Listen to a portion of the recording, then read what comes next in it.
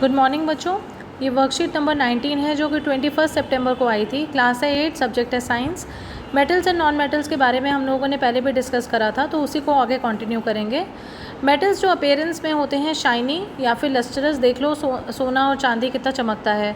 Non metals जैसे कोयला हो गया, वो डल लगता है। सिर्फ एक आयोडीन एक्सेप्शन है जो कि चमकदार होती है। फिर उसके बाद स्टेट देखी जाए तो all metals are solid at room temperature.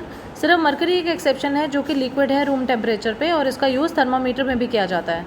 Non metals जो होती हैं ये एग्जिस्ट करती हैं तीनों स्टेट्स में, सॉलिड में भी, लिक्विड में भी और गैस में भी। हार्डनेस की बात की जाए तो मेटल्स बहुत हार्ड होते हैं एक्सेप्ट सोडियम और पोटेशियम, जिनको कि नाइफ से कट भी किया जा सकता है।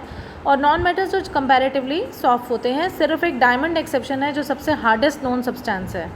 मेलेबिलिटी की बात की जाए तो generally all metals are malleable and they can be beaten into thin sheets. लेकिन नॉन मेटल्स की बात की जाए तो they can not be broken into thin sheets, वो बेचारे टूट जाते हैं। कोयले को मारोगे तो वो टूट जाएगा। और मेलेबिलिटी की बात की जाए तो एल्यूमिनियम फॉयल जो है वो एग्जाम्पल है मेलेबिलिटी का। डक्टिलिटी की बात की जाए कि उनको जनरली तारों के रूप में खींचा जा सकता है। तो आपने कॉपर की वायर्स देखी होंगी, वो मेटल्स होती हैं, मेटल की होती हैं, इसकी वजह से उनमें डक्टिलिटी प्रोसेस होती है। और नॉन मेटल्स जो होती हैं नॉन डक्टाइल होती हैं। कंडक्टिविटी की बात की जाए कि तो मेटल्स जो होते हैं वो जनरली गुड कंडक्टर्स होते हैं, हीट के भी और इलेक्ट्रिसिटी के भी।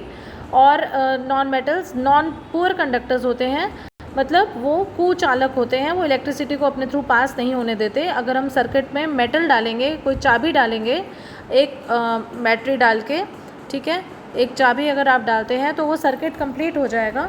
लेकिन जो नॉन मेटल्स को डालेंगे तो वो सर्किट जो है वो कंप्लीट नहीं होगा। सोनोरस की बात की जाए तो मेटल्स सोनोरस होते हैं और नॉन मेटल्स नॉन सोनोरस होते हैं। घंटी बजाते हुए खनक जो पैदा होती है वो मेटल की वजह से होती है। एग्जाम्पल इसके आयरन, गोल्ड, कॉपर वगैरह हैं, और नॉन मेटल के कार्बन, ऑक्सीजन है। अब पहला क्वेश्चन है name 2 metals that can be cut with a knife, तो पोटेशियम और सोडियम आ जाएगा। और why bells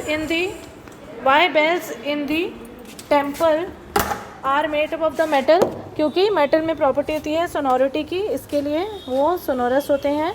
name 4 metals and non metals found in your surroundings, तो मेटल्स आप ये लिख देंगे आयरन, गोल्ड, एल्यूमिनियम, कॉपर वगैरह। और non metals carbon, oxygen, hydrogen, carbon, oxygen और नाइट्रोजन लिख देंगे। नेक्स्ट क्वेश्चन है differentiate between the metals and non metals, तो ये सारा का सारा आंसर 4 इसी में आ जाएगा। ठीक है, तो ये रही आपकी क्लास। और अगर भी और भी कोई क्वेश्चन पूछना हो, you can ask in the comment box. Take care, bye bye.